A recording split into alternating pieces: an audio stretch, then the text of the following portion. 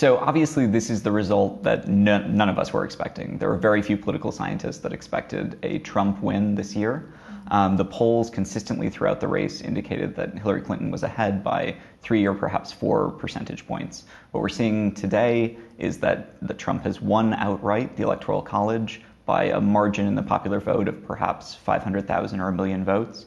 We're still waiting to see the final numbers, so it may be that Clinton, in fact, pulls out a popular vote win, even though Trump has won the Electoral College. This raises huge challenges moving forward. Democrats, of course, have to accept the outcome of the election, that Trump is the legitimate president moving forward. But it also requires Trump to acknowledge that he has won the presidency with a bare majority of public support. While he's going to argue that he has a huge mandate to enact the kinds of and sometimes radical policy proposals he's advocated during the campaign, it's not clear that he has that public support, because indeed half of the public would have preferred someone else. And that's a challenge that he's going to have to deal with in the coming years. The result was surprising and devastating, both for the US and I think for the world at large. I think one thing we learned from this election was that there are popular currents in the United States that neither the public nor political scientists are truly capturing when they do polls or when they do academic research. I think another important takeaway from this election is how our electoral college and our electoral system as a whole has fundamental flaws. The idea that you could win the presidency without winning the popular vote, or the idea that third-party candidates or vote for third-party candidates are either wasted in some states or could have played a significant role in some of the swing states. That's problematic for our institutions and how we elect our highest office. So I think that needs to be worked on in the future. On the bright side, there were some bright spots in an otherwise dim election. Congressional races in Illinois, in California, in Minnesota, in Nevada, all returned Democratic minority female politicians, which is really encouraging. And in Maine, they actually approved a proposition to introduce ranked choice voting. This is a system that could alleviate some of our electoral law problems. And so Maine will be an interesting state to watch in future elections. This might be the crack in the reform wall that we need. But generally, no, the result was disappointing. However, she was, at the end of the day, the Democratic presidential nominee. And I'm very proud of that. I think it was immensely important for her to be that, and I think that matters a lot. It was interesting waking up this morning. I think the results of the election were not what I expected or hoped, and also I think different than what most people in Europe expected and hoped. However, I think it's worth remembering that the populist leaders like Donald Trump do not always turn out as bad as many people expect. And the reason is because populist leaders need to govern through compromise in a democracy. And this is particularly true in the United States. Donald Trump faces a government that doesn't support him on a lot of issues. The Republican Party disagrees with him on a lot of his policy platforms.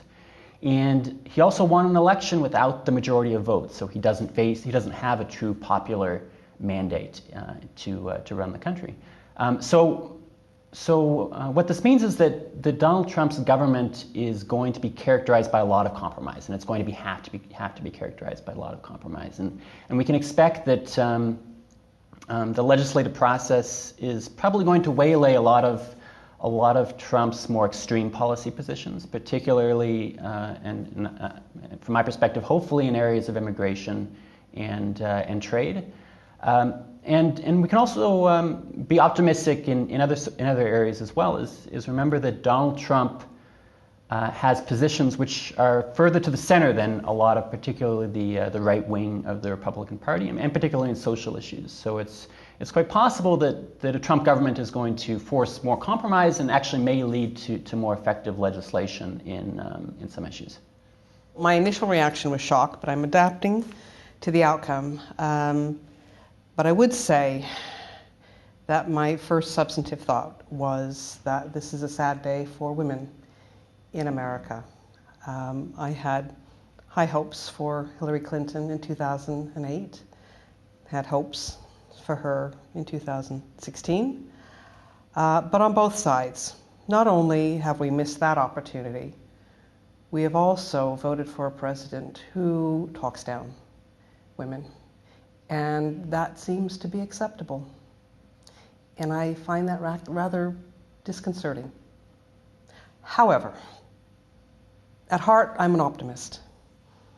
And my first vote was in 1980.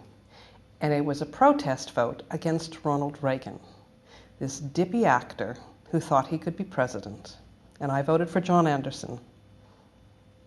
I think I was wrong, and I hope I'm wrong now.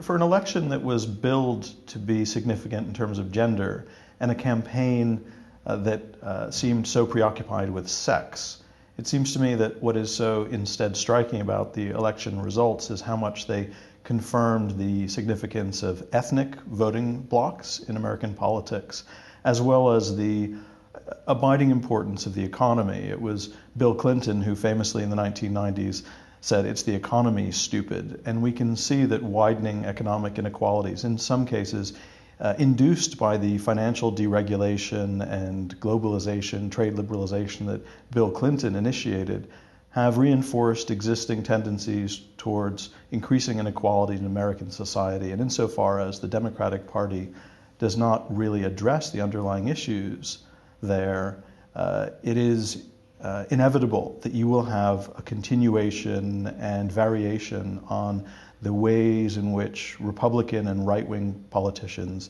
use populist appeals to reach out to white voters, working-class voters feeling threatened economically, culturally, and otherwise. And in that sense, beyond all the polls and the mispredictions, there's a structural reality that has been reinforced through this election. I know that in the short term, the Trump presidency is going to have a major impact on foreign and domestic policy, but I think if we consider the longue durée, the long term of strong democracies, and strong democracies generally, the leader is not as significant as I think the citizenry. Maybe this is an optimistic view of particularly American democracy, but I'm actually pretty confident that sort of no matter who is in power, what ultimately matters is how Americans continue to conduct themselves and to fight for justice or to fight for reform. So I'm confident that regardless of the fact that Trump won, even if Hillary Clinton had won, I think that as Americans in a strong democracy, and I hope that America is a strong democracy and continues to be a strong democracy, that we can move forward in a way that is true to our founding principles and that doesn't necessarily have so much to do with the specific nature of the person in power.